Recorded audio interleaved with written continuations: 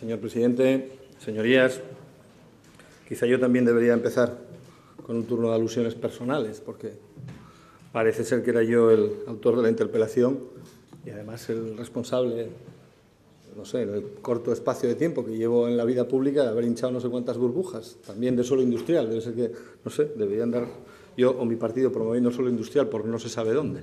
Solo gobernamos un municipio de Ávila, de 527 habitantes, y le aseguro que no tiene ningún polígono industrial, señor Pérez. Pero vamos al asunto que nos convoca aquí, que es una interpelación que yo considero de urgencia y de importancia. Y hace referencia a las sombrías nubes que se ciernen sobre el puerto del Musel y sobre la economía asturiana y española, en definitiva, si se confirman los augurios en relación con un informe emitido por la Oficina de Lucha Antifraude de la Unión Europea. La ampliación del puerto del Musel de Gijón fue la mayor obra contratada por el Gobierno de España en el año 2004 y la más costosa de la historia de Asturias. Un presupuesto inicial de 580 millones de euros que fue adjudicado a la UTE Dique Torres, encabezado por una empresa, por Dragados, y con otras empresas del sector. Por cierto, no era la oferta más barata desde el punto de vista económico. Y las obras fueron inauguradas en marzo del 2011 a tiempo, se llegó justo a tiempo para las elecciones municipales y autonómicas de mayo del 2011. Fue inaugurada por el presidente Areces y por el ministro de Fomento, el señor José Blanco.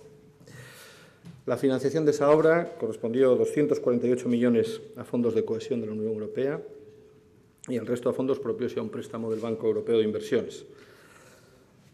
Bueno, en la historia de este Parlamento hay suficientes intervenciones que hablan de esta accidentada obra, pero siempre se ha hecho alusión a la falta de la cantera, a la necesidad de conseguir material de relleno más lejos, sobre todo para justificar alguna desviación que le llevó a aceptar a la autoridad portuaria y a las autoridades políticas que en aquel momento dirigían tanto la comunidad como el país, aceptar un modificado en una cuantía de 262 millones de euros.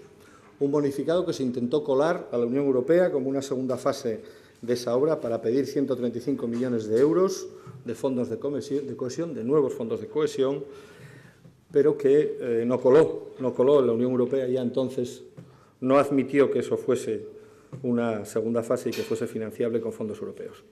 Se acabó solucionando esta situación con un préstamo de 215 millones de Puertos del Estado recurriendo a la financiación del Instituto de Crédito Oficial. En total, 465 millones de euros de financiación que convierten al puerto del Musel en el puerto más endeudado de España. Por cierto, ya en octubre del año 2012, el presidente de Puertos del Estado, don José Llorca, hacía unas preocupantes declaraciones. Decía: el endeudamiento que arrastra la dársena gijonesa aún puede crecer más por las espadas de Damocles que tiene encima.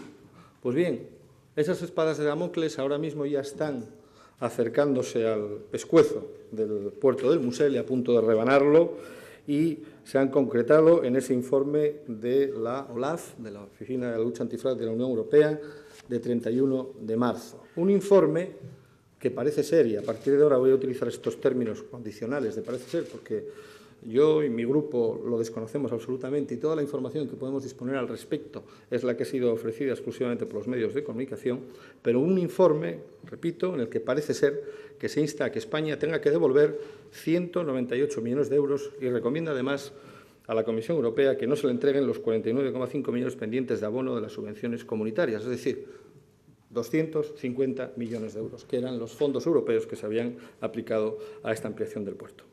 Desconocemos el contenido exacto de este informe, lo hemos solicitado a la Administración General del Estado, al Ministerio de Fomento, cuando tuvimos conocimiento por los medios de comunicación de su existencia, y lo hemos solicitado a través de nuestro grupo parlamentario en el Congreso de los Diputados. Lo hemos reclamado también reiteradamente aquí en Asturias cuando tuvimos conocimiento de que ese informe ya estaba en manos del Gobierno de Asturias. Un Gobierno que, si realmente apuesta por la transparencia y por la lucha contra la corrupción, tiene que empezar dando ejemplo con un asunto de esta importancia. Y nosotros creemos que es un informe que tiene que ser conocido por todos los ciudadanos. Este no es un informe que pertenezca o que constituya un patrimonio exclusivo del Partido Popular ni del Partido Socialista.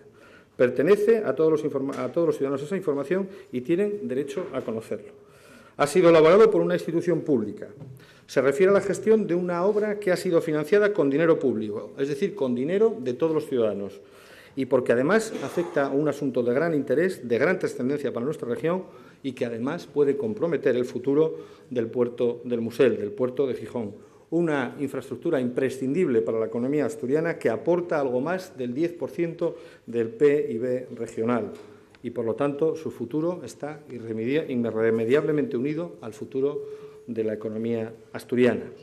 Por lo tanto, no tiene ningún sentido que un Gobierno que está hablando permanentemente de ciudadanía, de transparencia, de devolver el valor a las instituciones, en un ámbito, además, como el que estamos hablando ahora, de las instituciones europeas, se niegue a poner a disposición de los representantes legítimos de esos ciudadanos ese informe. Hay una oportunidad, por lo tanto, de demostrar a la ciudadanía el valor de las instituciones en un momento de importante cuestionamiento de las mismas. Y por eso nos parece que no es de recibo que ustedes se parapeten detrás de la solicitud de informe al Consejo Consultivo del Principado de Asturias, para que determine si puede ser distribuido a otras administraciones o a los grupos parlamentarios, o si puede hacerse público. Y no tiene ningún sentido porque ustedes fueron los que reclamaron que se le entregase por parte del Gobierno de España, por parte del Ministerio de Fomento, ese informe. Y ustedes saben que el Ministerio de Fomento, antes de darles traslado, solicitó informe a la Abogacía del Estado, precisamente un informe de carácter jurídico para ver si podía dar traslado de ese informe a otras administraciones. Y parece ser, por manifestaciones de la propia ministra de Fomento, que la Abogacía del Estado no vio ningún inconveniente en ese traslado y, por lo tanto, nos parece que el pedir informe al Consejo Consultivo, que en absoluto es preceptivo en esta ocasión, es sencillamente una maniobra absolutamente dilatoria para hurtar esa legítima información que corresponde a los ciudadanos y, desde luego, a sus representantes. Y, además, es un informe que no está hecho por cualquier ente, por cualquier organismo. Está hecho por la Oficina Europea de Lucha contra el Fraude, la OLAF, un organismo que, como supongo que ustedes ya saben, tiene por misión fundamental la investigación del fraude al presupuesto de la Unión Europea, de la corrupción y de las faltas graves en las instituciones europeas. Y miren, esta es la página de la OLAF, esta es la página web de la propia OLAF. Por cierto, hay un formulario para formular denuncias anónimas, hay una red de comunicadores antifraude. Estas cosas de las que yo hablaba cuando debatíamos en el seno de la Comisión del caso Marea, que era necesario implementar aquí en Asturias, de los canales éticos, los canales de comunicación y demás, que son de tan uso común en Europa, pero que aquí en España todavía no suena a chino.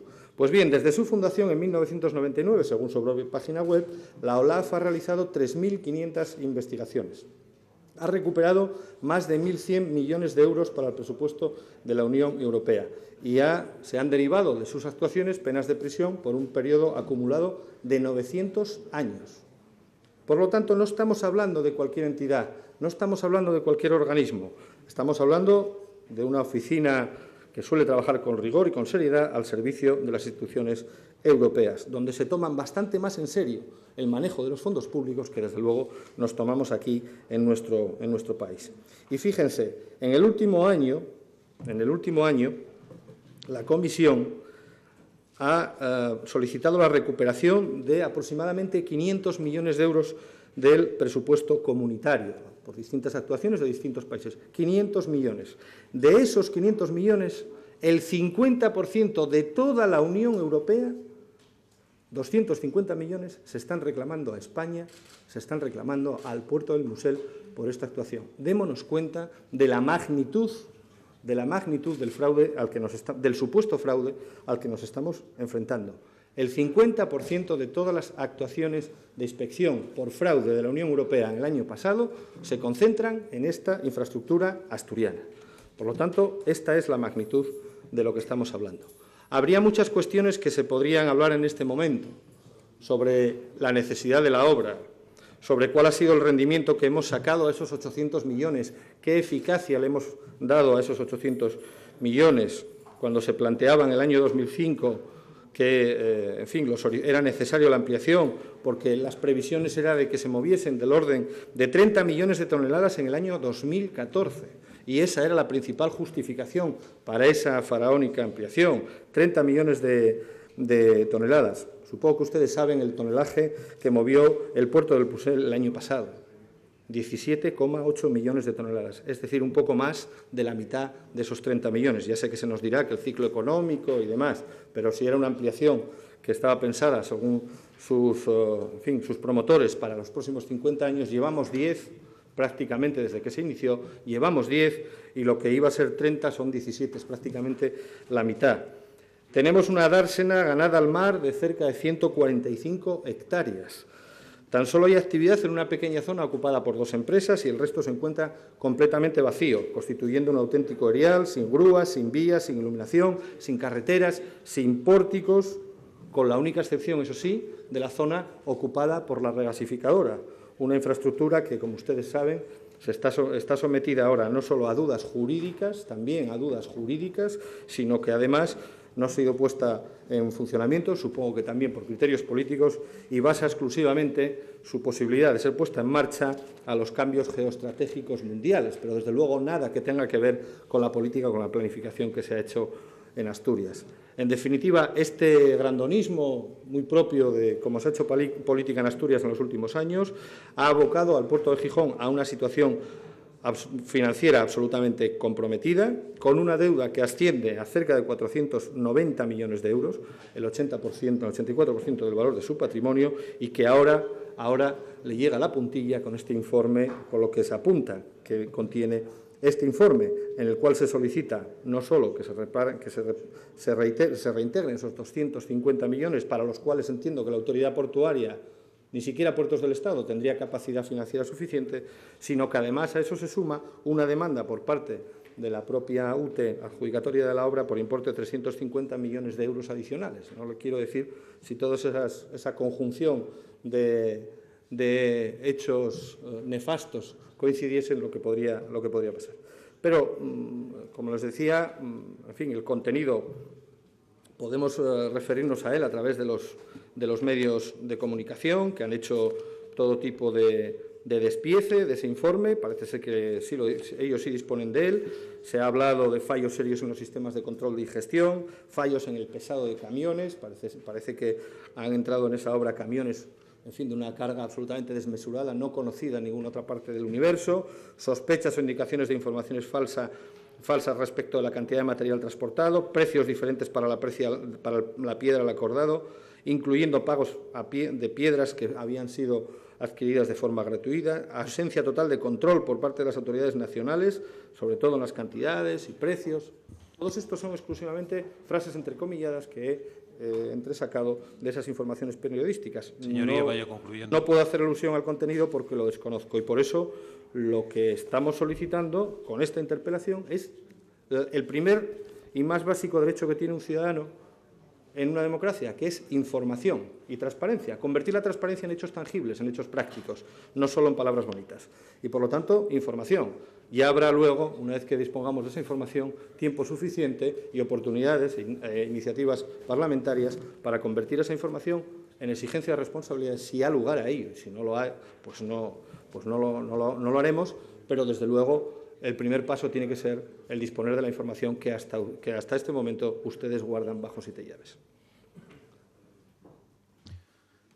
Gracias, señor Prendes. Para contestar tiene la palabra el Consejo de Gobierno.